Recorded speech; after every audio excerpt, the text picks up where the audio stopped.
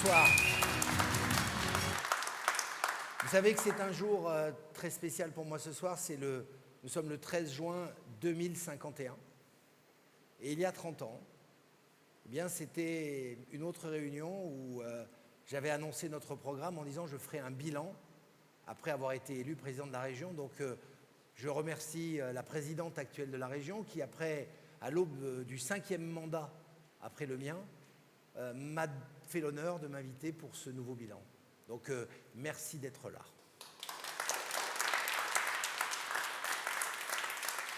Alors bien sûr, les présidences se sont succédées. Bien sûr, il y a eu des changements politiques. Bien sûr, il y a eu des ruptures, il y a eu des événements pendant ces 30 ans, mais je suis très content. Parce que ce que nous avions décidé il y a 30 ans, être la région modèle du savoir, savoir-être, savoir-faire, eh bien toutes les présidences qui m'ont succédé l'ont tenu, ont tenu bon.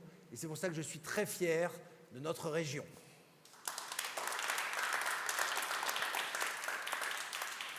J'aurai bientôt 92 ans. Je sais, je ne fais pas mon âge. Alors, avant, on dit je ne fais pas mon âge parce qu'on s'entretenait, on faisait du sport, l'alimentation. Aujourd'hui, je dois vous avouer que ce sont les nanotechnologies cosmétiques et la cybernétique qui me permettent d'être devant vous aussi en forme. Ce sont deux grandes innovations de notre territoire d'innovation qu'on a supportées en son temps et qui me permettent d'être aussi en forme. Mais je ne suis pas là pour parler de moi.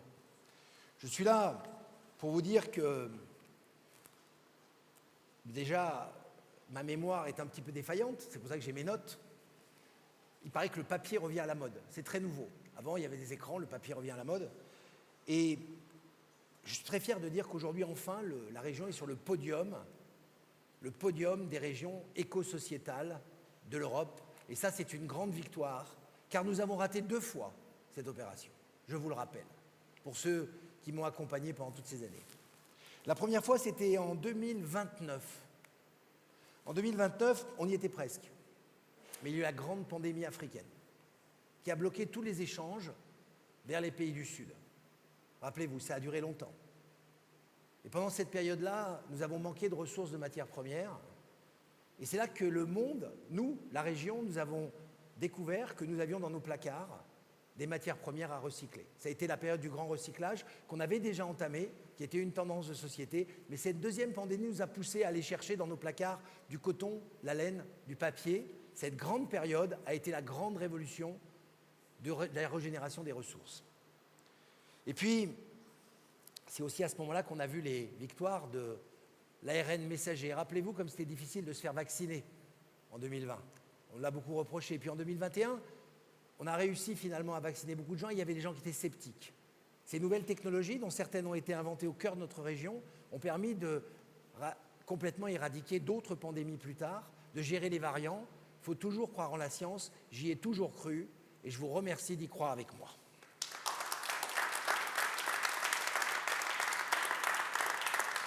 Et vous savez, rappelez-vous cette conférence célèbre en 2031 où notre région avait été choisie parce que par rapport à ces pandémies qui touchaient à la fois des animaux ou des hommes, eh bien nous avons dans cette région, c'est absolument incroyable, une concentration de qualité sur la santé, à la fois végétale, animale et bien évidemment humaine, qui a fait qu'on était une des régions remarquables et nous avons eu tous les chefs d'État à ce moment-là qui sont venus discuter des programmes de pandémie mondiale.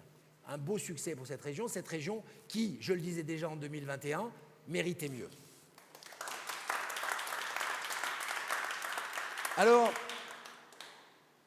vous savez, il y a eu une deuxième fois, rappelez-vous, c'était une des fois difficiles. C'est en 2037. En 2037, nous avons eu à faire face à quelque chose de terrible qui sont la sécheresse a imposé les migrations climatiques, les grandes migrations climatiques. Et je pense que si l'Europe n'avait pas été là ce jour-là pour accepter que 35 millions de personnes fassent de la migration climatique par an sur nos territoires, nous serions certainement un territoire de haine, un territoire de guerre, un territoire enclavé. Je crois que c'était une décision sage. Et rappelez-vous, cette transition a fait que dans notre territoire, pendant 10 ans, nous avons accueilli 50 000 personnes pour pouvoir gérer cette transition climatique. je vous aurai l'occasion tout à l'heure de vous dire le bénéfice que ça a apporté à cette région. J'aurai l'occasion de vous dire que la diversité, c'est une force. Il faut intégrer, ne pas rejeter. Il faut bien évidemment gérer cette intégration. Et je crois que les présidents qui m'ont succédé ont particulièrement fait attention à l'intégration de cette migration.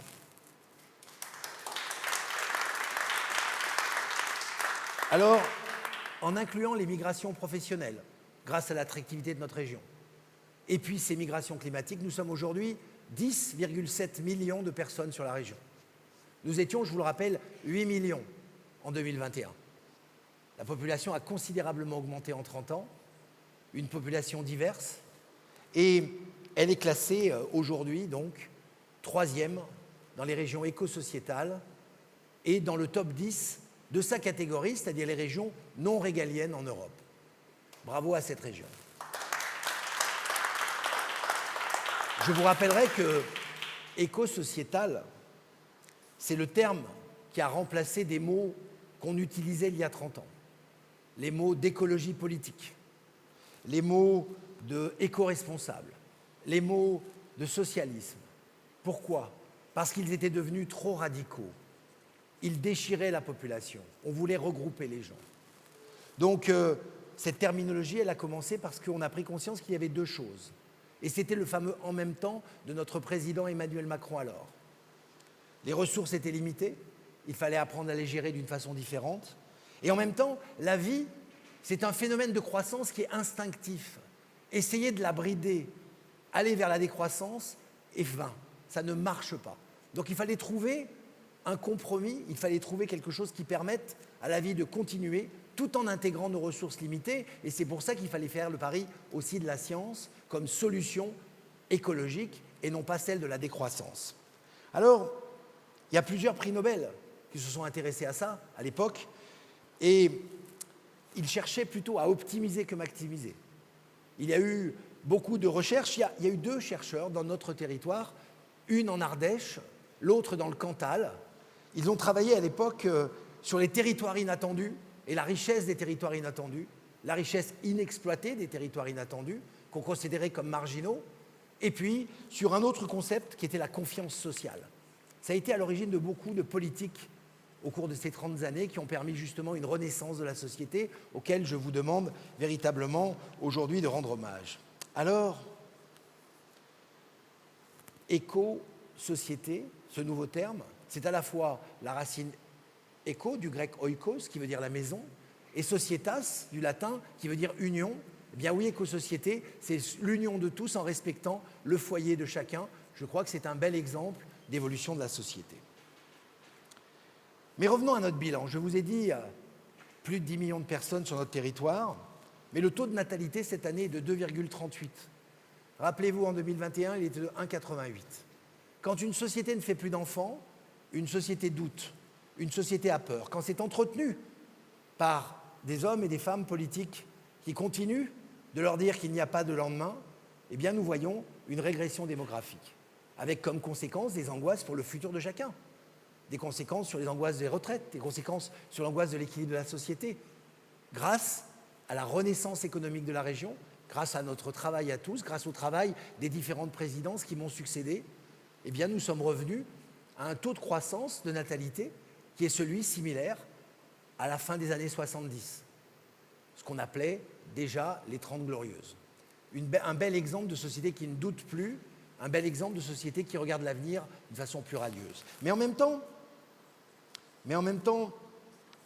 l'espérance de vie a augmenté terriblement. Au cours des 30 dernières années, aujourd'hui, les femmes ont une espérance de vie supérieure à 90 ans, en moyenne, et les hommes 87. D'ailleurs, je vous ferai remarquer que c'est toujours inégalitaire. Étonnement. On cherche à faire l'égalité homme-femme, mais alors sur l'espérance de vie, ça ne marche pas. Néanmoins, il y a plus de 30 000 centenaires dans notre région. Donc d'un côté, nous sommes la région des bébés, de l'autre côté, nous sommes la région des centenaires.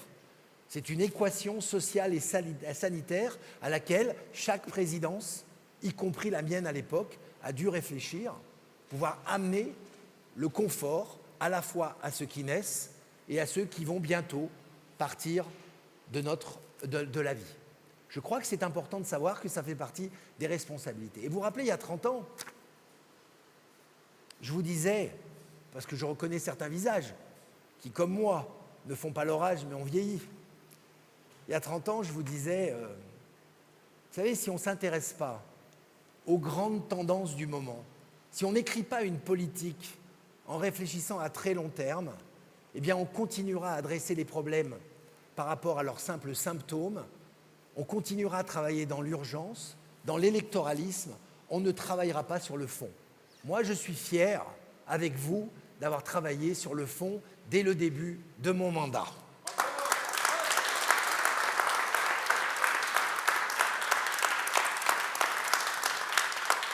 Alors, il y a eu des événements, je voudrais vous en citer 2, 3. Il y a eu le fameux plan Fugite d'un député de notre région qui a quitté depuis longtemps la politique. Je l'ai vu récemment, on a joué au Scrabble ensemble. C'est tout juste s'il se rappelait des mots de 5 lettres. Ce n'est pas vrai. Il est toujours en pleine forme, beaucoup plus que moi. Mais le plan Fugite sur la qualité de l'air, ça a permis effectivement d'améliorer la qualité de l'air. Ça veut dire qu'il y a des choses comme ça qu'il faut travailler, qu'on ne voit pas en politique. Ce sont des choses qui sont subtiles, ce sont des choses qu'on ne comprend pas forcément d'entrée. Des investissements qui ne vont pas vers une espèce de solution rapide.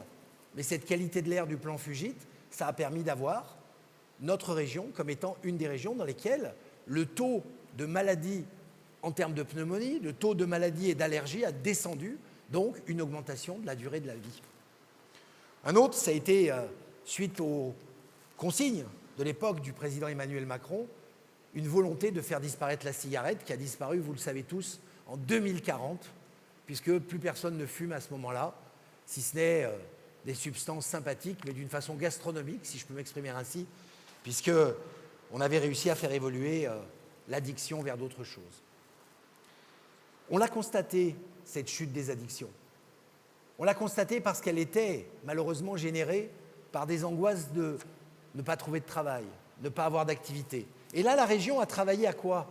La région, depuis toujours, a travaillé à essayer non seulement de donner de l'emploi. Nous avons, par exemple, rappelez-vous, lancé cette première idée de une entreprise, un emploi pour des jeunes. Nous payons les charges sociales pour que les jeunes puissent travailler tout de suite en entreprise, qu'il n'y ait pas de frein.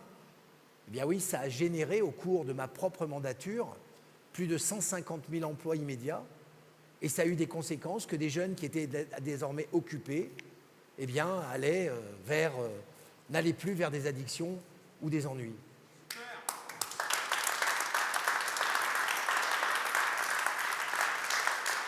Alors, une autre grande avancée, rappelez-vous, ça a été la loi Rafan. Eh bien, c'est un député, un jeune député, il a 68 ans maintenant, il a quitté la politique. Je vous assure, c'est un personnage qui a animé l'hémicycle quand j'y étais et qui a eu quand même un combat très important. Député progressiste, il s'est battu contre l'exploitation de ce qu'il appelait les biais cognitifs. Qu'est-ce que c'est les biais cognitifs ? Eh bien, c'est l'utilisation par les sociétés commerciales des écrans qui rendent les jeunes addicts, comme on dit, c'est-à-dire obsédés par leurs écrans. Et grâce à la loi Rafan, on a pu interdire la manipulation sur les écrans de personnes. Ça a commencé ici, ça a commencé à Lyon, puisque nous avons fait la première expérimentation avec des écoles entières pour aller vers plus de sens sur les écrans. Et c'est là qu'il y a eu la fameuse loi 3S, où nous avons taxé sévèrement les réseaux commerciaux d'exploitation privée pour pouvoir donner des moyens aux réseaux sur le savoir, sur le sens et sur la santé.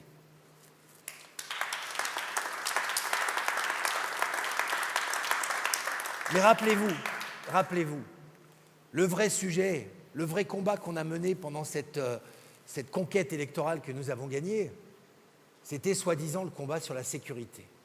En dehors du fait que ce n'est pas une prérogative de la région, puisque nous sommes une région, comme vous le savez, qui n'est pas régalienne, c'est une prérogative soit de l'État, soit des communes, nous avons pensé qu'il fallait mener ce combat sur la sécurité d'une autre manière, puisque nos oppositions essayaient de nous expliquer qu'il fallait mettre dans chaque bus une caméra, devant chaque lycée des grilles de prison ou des milices. Ils nous expliquaient, ces oppositions, que la solution, c'était de mettre finalement un policier ou un gendarme derrière chaque personne les entraînant par là même dans l'anxiété et dans la peur. Je vous l'ai dit tout à l'heure, une société qui angoisse, une société qui doute, entraîne la délinquance. On a peur de ce qu'on ne connaît pas. Et c'est pour ça qu'on a pris cette grande décision ensemble, de donner à toute cette classe d'âge de 16 ans le service national universel pour que nous ayons chaque année 100 000 jeunes qui passent pendant 3 à 6 mois face à des gens qui vont leur réapprendre du civisme ou du respect de l'autre, du respect des anciens, du respect des femmes. Ils vont également faire de la prévention sur ces addictions, l'alcool, la drogue, les problèmes sur les maladies sexuellement transmissibles. Et puis enfin, à 16 ans, on va aussi leur donner des chakras d'ouverture, comme on disait à l'époque. On va essayer de les faire réfléchir à des options de vie et donc de l'orientation.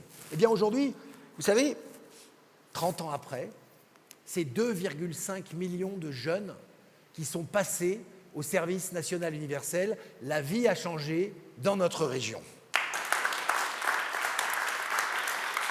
Alors,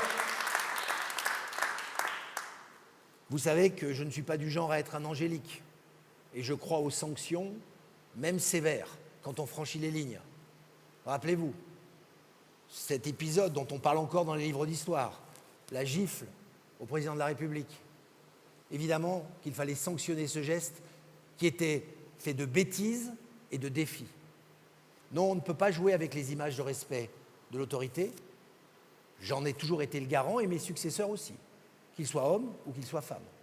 Mais par contre, réapprendre le civisme, c'est traiter la cause de la délinquance, c'est traiter la cause de l'incivilité, beaucoup plus que de mettre un gendarme devant chaque lycée.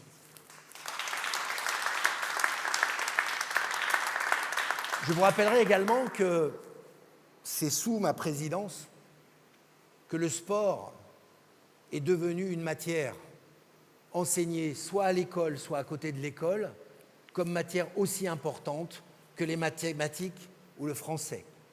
Un homme s'éduque, une femme s'éduque à la fois par la science, à la fois par les humanités, mais également par le sport. Alors nous avons eu de la chance, puisque dans notre grand malheur du réchauffement climatique, dans ce drame que nous connaissons comme étant planétaire, sur lequel on ne doit pas culpabiliser chaque personne. Ce n'est pas parce que vous ne fermez pas votre robinet de douche que vous êtes coupable de ne pas faire attention à l'eau. Eh bien, notre région est devenue une des régions les plus attractives d'Europe. Climat tempéré, patrimoine exceptionnel que la région a systématiquement continué à entretenir, festival, culture, autant de choses qui n'ont fait qu'en 30 ans, on a généré une attractivité pour les touristes et on est devenu aujourd'hui la deuxième destination touristique d'Europe. Nous avons doublé notre activité économique sur ces 30 ans. Extraordinaire. Et du coup, dans un cercle vertueux, les gens étant plus contents, la région est devenue de plus en plus accueillante. Je vous rappellerai la loi Pérol-Dussopt de 2026. Cette loi qui a donné des avantages qu'on appelait éco-fiscaux aux gens qui acceptaient d'ouvrir leur maison, ce qu'on appelle les lits froids, pour plus de location, pour plus d'ouverture. Nous avions précédé cette loi d'opérations particulières où on donnait notamment des avantages pour que les gens qui ont envie de louer leur maison puissent avoir plus de visibilité, plus de marketing, des plateformes plus sûres, de la sécurité, de l'assurance, autant de choses que nous avons fait pendant ma présidence de la région.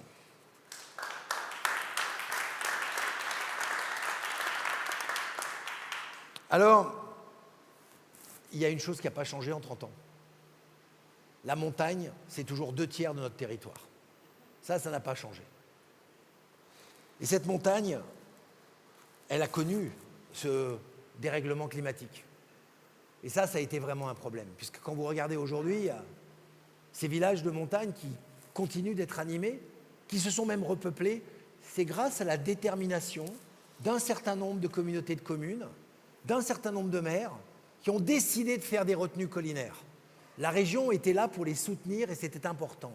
Parce que ces réserves d'eau en altitude qui se remplissent dans les mois où l'eau est généreuse, ils servent l'hiver, ils ont servi pendant presque 30 ans à étendre les domaines skiables, à continuer l'économie de ces montagnes. Mais aujourd'hui, nous savons qu'ils servent aussi l'été, dans les grandes périodes de sécheresse, qui étaient prédites il y a 30 ans.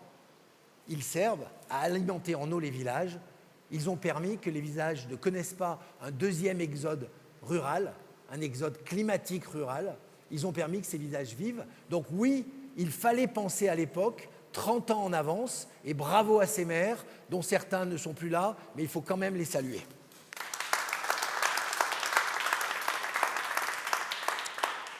Alors, vous connaissez, ceux qui me connaissent, les plus jeunes, ceux qui ont lu peut-être ce que j'ai fait pour être là ce soir.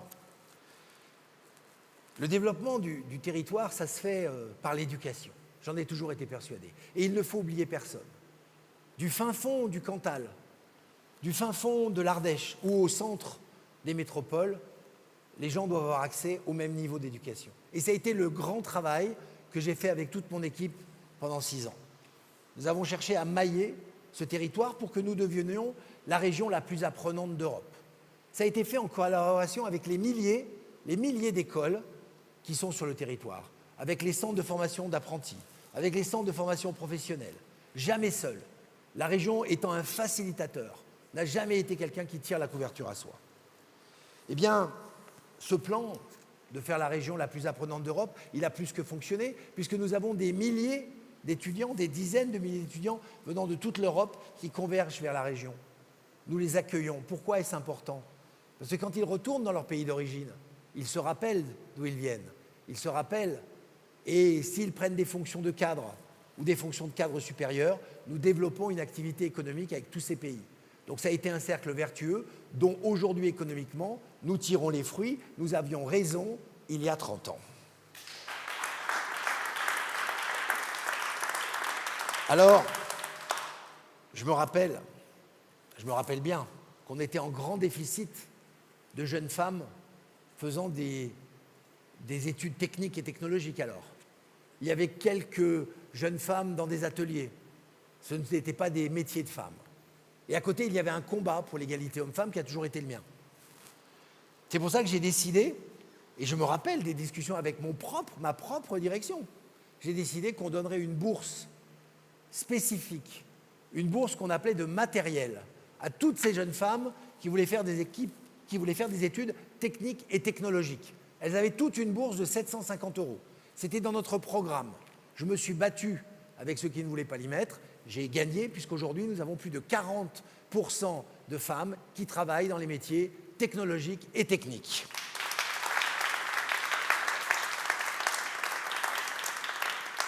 Alors, il y a eu aussi la recherche. Rappelez-vous, on avait à l'époque des grands centres de recherche et on était à l'aube de grandes révolutions technologiques qui maintenant sont banales. Chacun dans sa poche a moi je l'appelle encore le smartphone, j'ai oublié comment on le dit aujourd'hui, de Xème génération, mais qui marche notamment sur de l'informatique quantique. Cette informatique qui a révolutionné le monde. Cette informatique qui a permis de bouleverser les télécommunications. Cette informatique sur laquelle il y a eu un plan national, un plan international. Et dans notre région, nous avions beaucoup de talent dans ce domaine. Qu'est-ce que nous avons fait? Nous avons fait des accords avec les universités internationales. Là aussi, la région était présente en encourageant les rencontres, en accueillant les chercheurs internationaux. Et bien évidemment, nous avons tiré notre épingle du jeu, puisque cet accueil des migrants climatiques qui venaient généralement d'Indonésie, qui venaient du sud de l'Inde, qui venaient d'Australie parfois, eh bien ce sont autant de gens qui avaient des contacts sur ces grandes puissances désormais de la technologie et du savoir.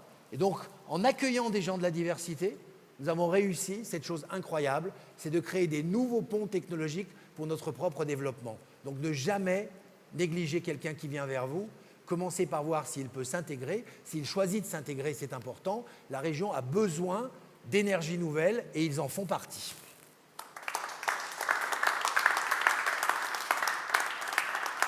Et il y a eu bien sûr le gros problème de l'énergie. Rappelez-vous, on nous parlait tout le temps du réchauffement climatique qui était dû à l'énergie carbonée. Donc nous avons construit le fameux plan H2, H21, qui était le plan sur l'hydrogène, en réalisant que notre région en réalisant notre région, était une région idéale pour cette nouvelle source d'énergie, à condition qu'on la produise de façon décarbonée.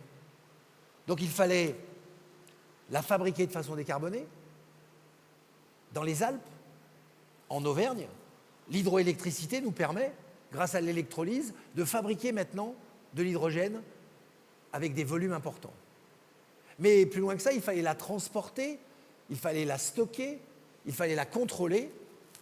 Et donc là, grâce à l'énergie nucléaire, sur laquelle nous avons continué d'investir pendant ces 30 ans, heureusement, eh bien nous avions les compétences en mécanique, en chaudronnerie, en technologie, pour pouvoir amener cet hydrogène là où on le souhaitait.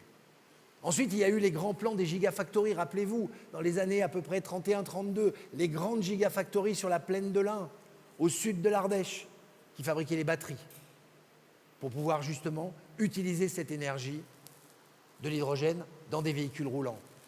Et puis Renault, Volvo, tous ces gens, Alstom, se sont mis à dire « nous allons fabriquer sur la région, grâce à la performance de notre industrie, à la fois automobile, mais également pour les avions aéronautiques, nous avons fabriqué des véhicules. » Vous voyez que cette chaîne de valeur, il a fallu 30 ans pour la construire, il a fallu 30 ans de débats, de discussions, mais aujourd'hui la région est positive en production d'énergie décarbonée. C'est un but qu'on avait fixé en 2021, nous l'avons atteint.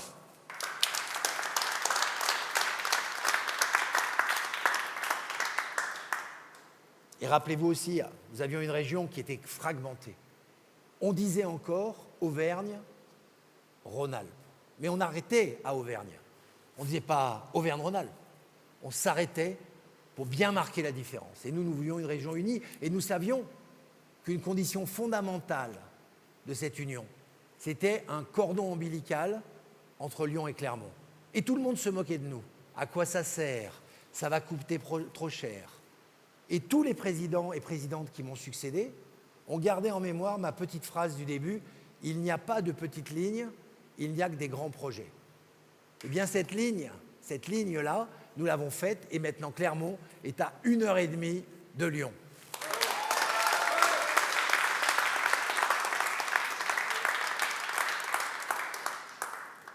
Et c'est important.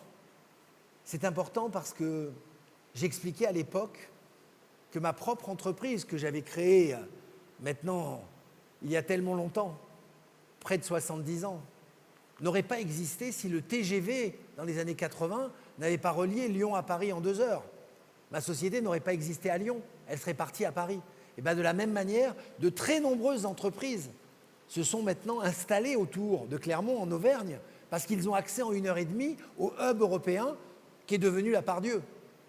Donc là, c'est important de voir que quand on lance un projet, il ne faut pas juste regarder ce qu'il coûte, il faut regarder, pour un territoire, ce qu'il rapporte. Et c'était ça la bonne manière de voir les choses. Et chaque dossier, depuis, a été analysé, non pas pour simplement être un pansement, mais vraiment pour être pensé comme un changement. Et c'est ça qui était important, et nous l'avons également réussi.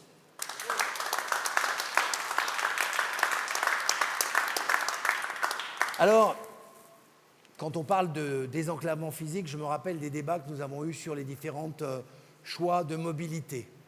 Il y a eu un temps où on rêvait que tout serait en vélo. Je peux vous dire aujourd'hui, avec la démarche que j'ai, si je monte sur un vélo, je ne ferai que quelques mètres. Heureusement, les technologies ont évolué et nous avons trouvé des systèmes de transport pour les personnes âgées, comme on l'avait prédit d'ailleurs à l'époque, qui sont beaucoup plus flexibles et disponibles.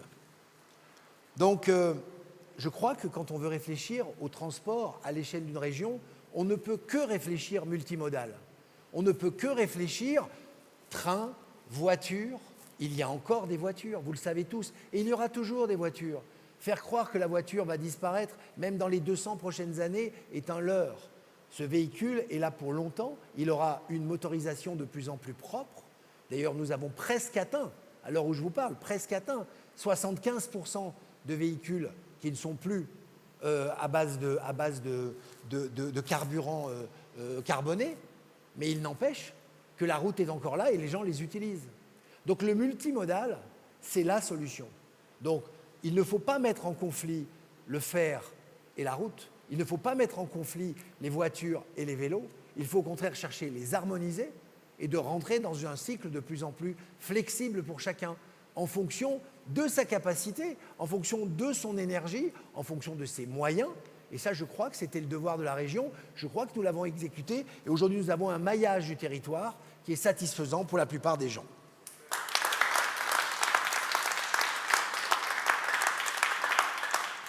Et puis, s'il y a des problèmes de transport, le mieux, c'est d'essayer de ne pas faire bouger les gens. Ça paraît une évidence, mais ça veut dire que le travail a beaucoup changé. Rappelez-vous, on travaillait, on allait tous les jours au bureau, il y a 30 ans. Juste avant la Covid, rappelez-vous, on devait être au bureau à 9h et on en parlait à 8h, et on en partait à 8h. Et on était dans les bouchons le matin et les bouchons le soir. Et là, il y a eu la grande révolution du télétravail. Rappelez-vous, du télétravail. C'est là qu'on a commencé à réfléchir comment on allait aménager différemment le travail.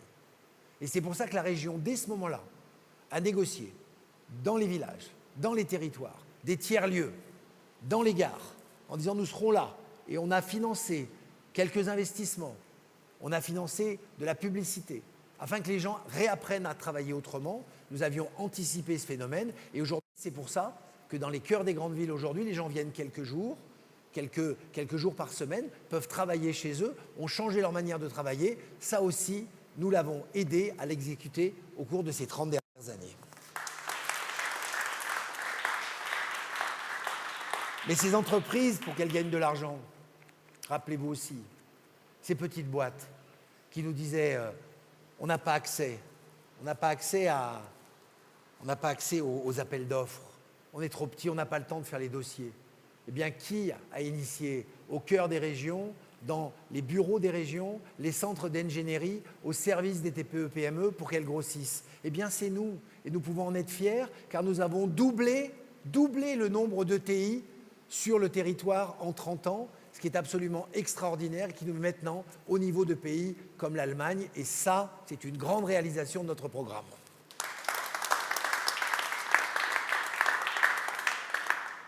Alors, dans notre région, il y a bien évidemment l'agriculture.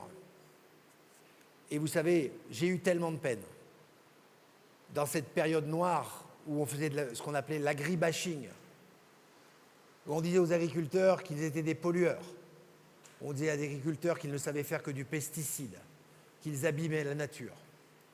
On disait aux gens qu'ils n'avaient aucun respect pour les bêtes qu'ils élevaient. On les traitait de bouchers. J'ai eu beaucoup de peine à cette époque-là. Je ne l'ai pas beaucoup montré parce que j'étais plutôt considéré comme un start-upper. Maintenant, je suis un peu un vieux start-upper.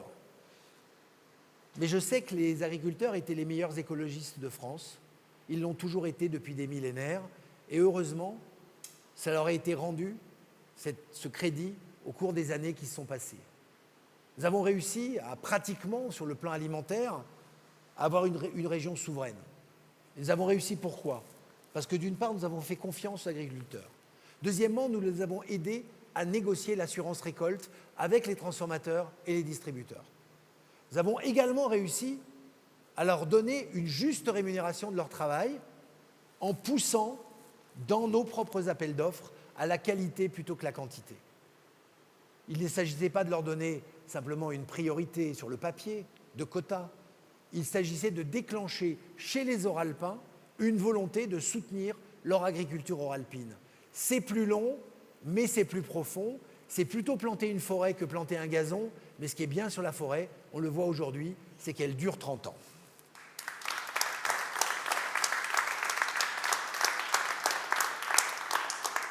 La deuxième préoccupation, il y a 30 ans, c'était la santé. Nous sortions de la Covid au moment de ces élections et les gens étaient en doute par rapport au système de santé. Encore une fois, qui n'est pas une préoccupation directe de la région, qui ne l'est toujours pas d'ailleurs. Ça n'a pas changé. Mais par contre, nous devions aider nos compatriotes qui se sentaient isolés, les fameux déserts médicaux. Et nous avions à l'époque eu de l'audace de dire, de toute façon, le gouvernement d'Emmanuel Macron vient de voter l'abandon du numerus clausus, mais ça ne prendra effet que dans 8-9 ans. Le temps de former des médecins et qu'enfin, on ait des gens disponibles pour aller dans les campagnes. Donc raconter que la solution, c'était d'acheter des médecins ou de les salarier, alors qu'il n'y en avait pas, ça ne servait à rien. Par contre, nous avons dit, nous allons faire deux choses. D'abord, nous avons créé des équipes mobiles sur le territoire de médecins pour aller dans les villages et pour voir les gens qui en avaient besoin. Ça a été la première étape et nous avons financé du matériel pour ces gens-là. Et puis la deuxième chose que nous avons fait, c'est que nous avons proposé que la technologie vienne dans les villages en télémédecine pour soutenir. Alors vous allez, oulala, attention, les gens ne sont pas habitués, ça va leur faire peur. Mais rappelez-vous, dans un village, c'était le pharmacien. Dans un village, c'était l'infirmière. Dans un autre village, c'était le maire, s'il le fallait, qui accompagnait les gens pour les habituer, pour des premiers diagnostics et voir s'il y avait des situations d'urgence où les équipes mobiles pourraient intervenir. Ces idées qui paraissaient révolutionnaires, elles sont banales aujourd'hui. 30 ans après, les gens ont pris l'habitude d'utiliser la technologie aussi pour se soigner. Donc nous avons gagné, il fallait faire cet effort au départ, il fallait faire cet effort il y a 30 ans, et nous l'avons fait.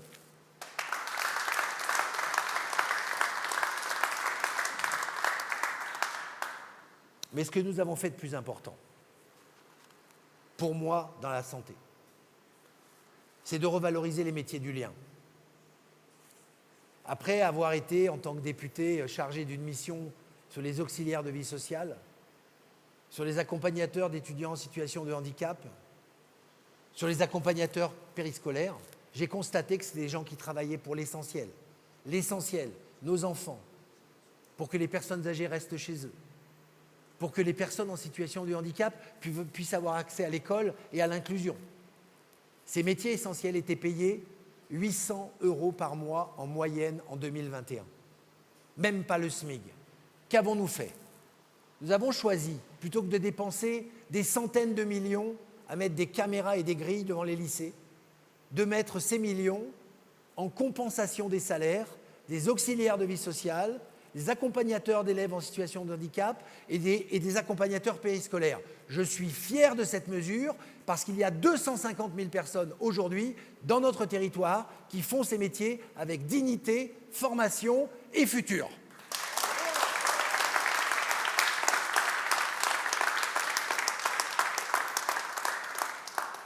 Voilà mes amis, je sais, vous savez, à mon âge, ma concentration étant ce qu'elle est, je vais conclure en vous disant que le parcours a été beau. Parce que nous avons convaincu. Nous n'avons pas convaincu sur la peur. Nous n'avons pas convaincu sur l'angoisse. Nous n'avons pas convaincu sur la désespoir. Nous avons dit, oui, il faut s'occuper des personnes en difficulté.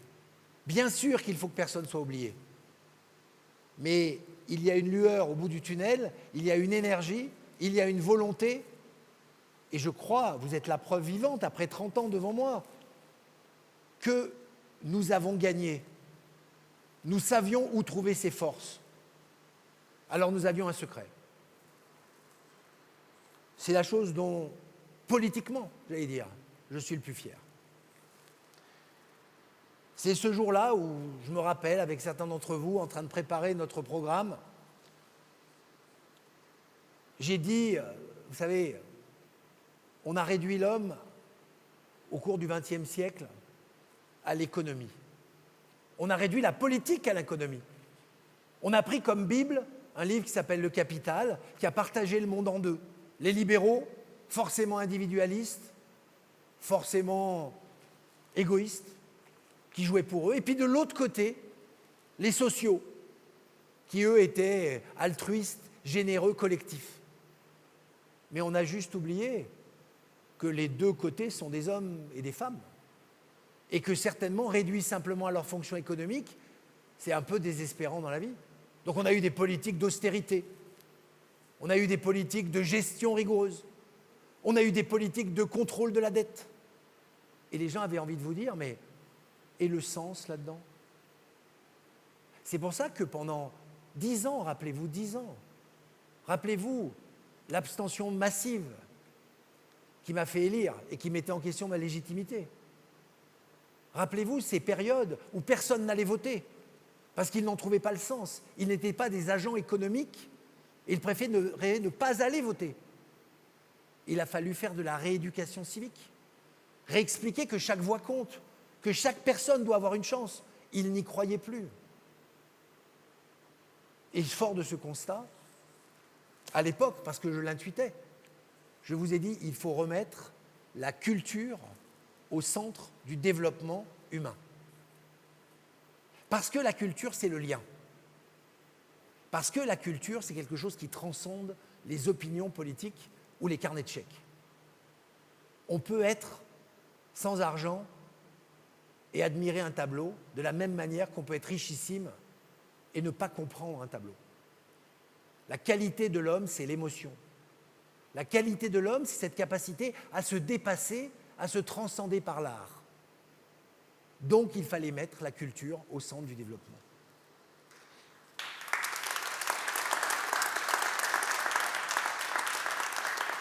Et elle a trop longtemps été considérée comme accessoire dans les budgets de la région. On s'est contenté de refaire un peu de patrimoine, repeindre un mur, racheter un musée. Mais ce n'est pas là qu'il fallait travailler. Je l'avais dit à l'époque. Il fallait investir dans la culture, investir dans la création artistique, investir dans les artistes. On le faisait pour le cinéma. Pourquoi on ne le ferait pas pour le théâtre? On l'a fait pour le théâtre. Pourquoi on ne le ferait pas pour la musique? On l'a fait pour la musique. Pourquoi on ne le ferait pas pour les arts plastiques? On l'a fait pour les arts plastiques. Rappelez-vous, 40 millions d'euros dépensés pendant ma mandature pour les artistes, pour qu'ils créent, pour l'intuition qu'ils apportent au monde et finalement pour le dialogue qu'ils ont sur la société.